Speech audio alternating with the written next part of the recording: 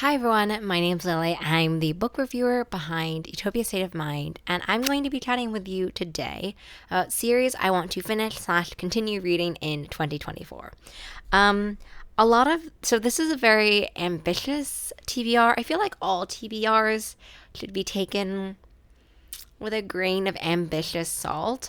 So these were just the ones that I was thinking of. Okay, I really, really want to finish these slash continue reading them in 2024, and a lot of them I have next to me.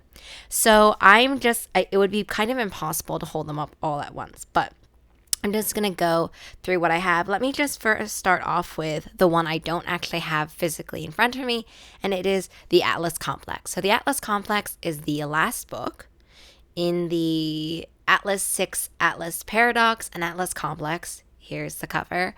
I'm very excited for this one. I enjoyed the Atlas 6. Huge hype, obviously, for the Atlas 6. And then I was surprised about how much I enjoyed the Atlas Paradox. It's a lot more science-y, a lot more academic, which I actually ended up really gravitating towards within the Atlas Paradox. So I'm really excited for the Atlas Complex. I've heard mixed reviews. I've heard some people who loved it, some people who hated it. So I'm tentatively excited. I want to read this one. I listened to the Atlas Paradox on audiobook. I think the Atlas Paradox actually and the Atlas 6 on audiobook. So I just wanted to start off with that one because I am excited for that one, and that one also just came out this year. Then all the rest of them I have in front of me, so let's just get into it. The first one that I see in front of me is a very dusty copy of Winnie Zhang Vanquishes a King, and also the third book in the series is coming out this year, so definitely a great time to pick this up. This is my signed copy that Katie signed, which I really love. I really enjoyed, what was the first one? I really enjoyed the first, Winnie Zhang Unleashes a Legend. So I'm very excited for this one. Also, the cover is just so cute. In general, I have two middle grade series that I want to finish reading slash continue reading. They both have sequels in 2024. So I'm very excited for this one. Definitely want to read it before the sequel comes out. Let me just put this aside. The next middle grade series that I'm going to be chatting about, I might as well just keep going, is the Golden Frog Games, which is the sequel to Witchlings. It's the next book in the Witchlings sequel, and it's the I don't remember actually what the name of the first one is, just because I really just legit thought it was just called Witchlings. But anyway, this is Witchlings, the Golden Frog Games. I'm excited for this one. I think the next one's called The House of Elephants. I could be wrong on that one, but I'm very excited for this one. This is also a signed copy that I pre-ordered. I've really enjoyed this series so far. I love the first one and the way that it talks really about your own power and coming into your power, especially when you've been taught to kind of think that you don't have any power. So I'm excited for those two middle grade series. I'm now going to chat about, let me see. Okay. Oh, this is so many. Okay. I just actually picked up the sequel Lucero last week, basically from my local bookstore. It is this series. So Nocturna, Occulta, and Lucero. Why this is glossy and these ones are matte will forever irk me. But here they are. I read Nocturna as an ARC when it came out, or before it came out, and I love it. They're a face-changing magic, and so then you really have to think about kind of who you want to be. I think that's a really metaphor for who do you want to be.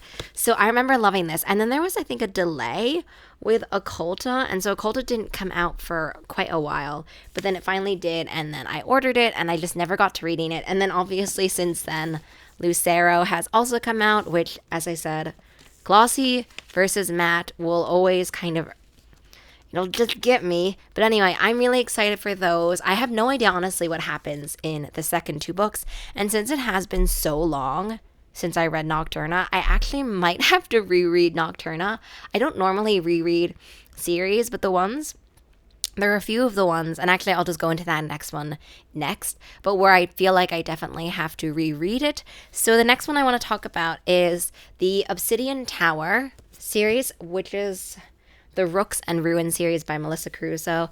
I remember reading this and really, really loving it. It is this queer adult fantasy series. I need to read book 2 and book 3. So I have book 2, which is The Quicksilver Court. And I thought that I had The Ivory Tomb, which is the third book, but I couldn't find it upon initial looking for it.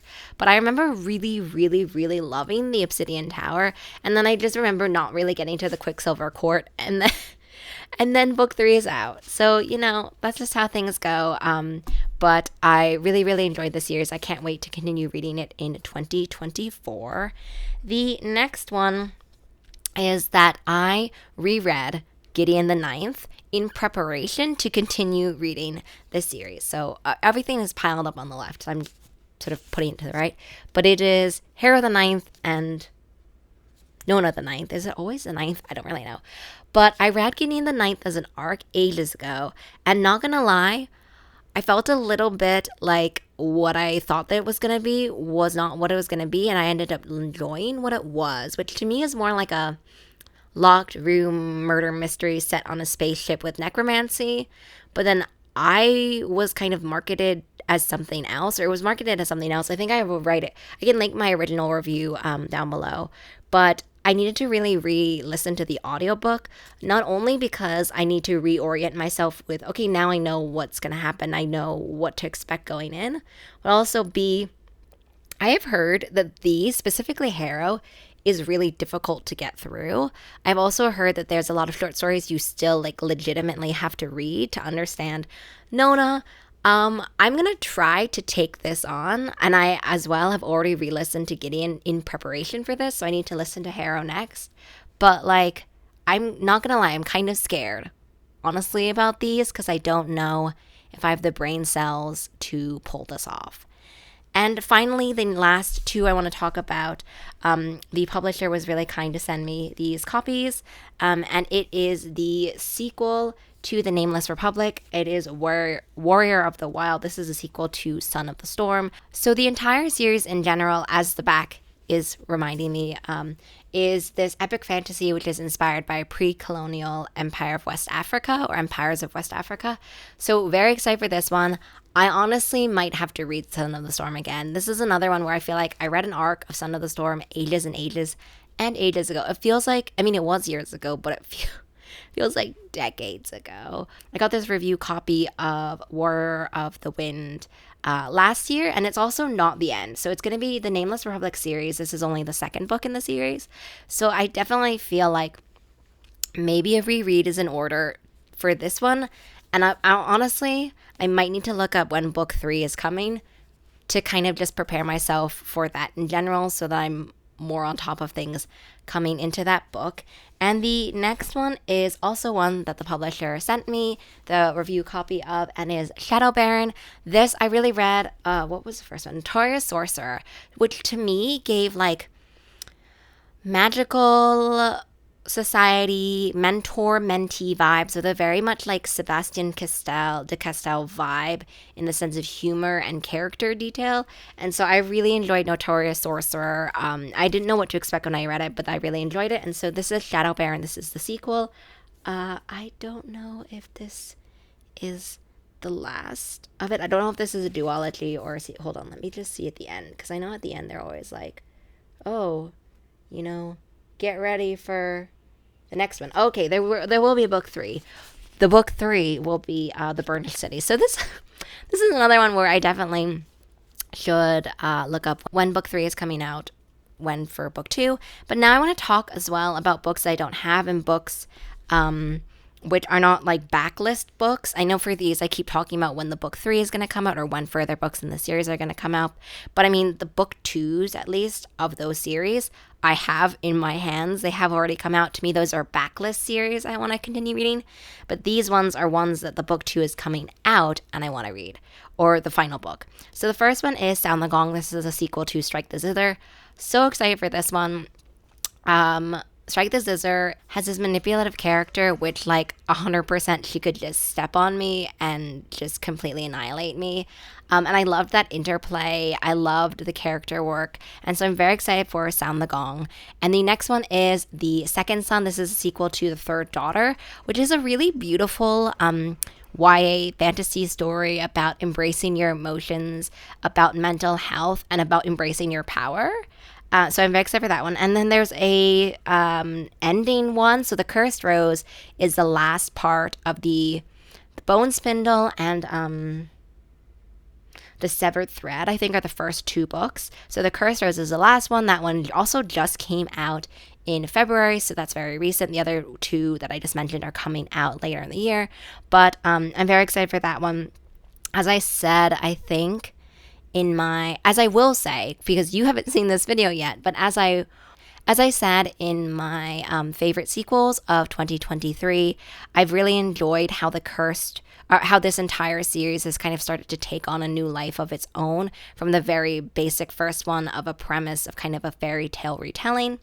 The next one is, I don't know what the title is, I don't know when it's coming out, but I'm very excited for This Dark Descent's second book.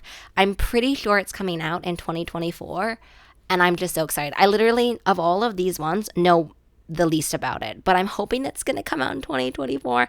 Very excited for it. It was in my top 10 books of 2023. I'll put the link below, but very excited for that one. Next one is The Lady of Rapture, which is the last book in the Bones of Ruin trilogy. I don't know. The second one is like the Song of something, but I'm very excited for this one. I mentioned this in my February Libro FM sales. I've been filming so much recently in the last couple of days that I honestly can't remember where I mentioned what. But I mentioned that The Bones of Ruin is such a unique, inventive premise and concept that just puts a lot of things together that you're not really sure how they would work, but they work in this really seamless way. And so I'm excited for The Lady of Rapture. And then the last sequel I'm excited for that hasn't come out yet is Mirrored Heavens. This is the third book in the Black Sun. So it was like the Black Sun was first, or is it the Black Sun? I'm not really sure. But Mirrored Heavens is the last one to come out in the Rebecca Roanhorse series. I'm trying to just quickly search. The series is called Between Earth and Sky.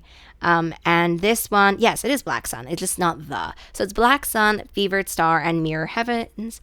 I'm very excited for this one. I listened to all of them on audiobook, so I'm just waiting, for the audiobook to come out. It's on my wish list. Every time I log into Libro FM, I just see it, taunting me where it says coming soon. And I'm excited for it. So those are all the series that I want to continue reading / finish in 2024. Let me know what some of the series that you want to continue or, series that you're excited for in 2024. And I will see you in the next video. Bye.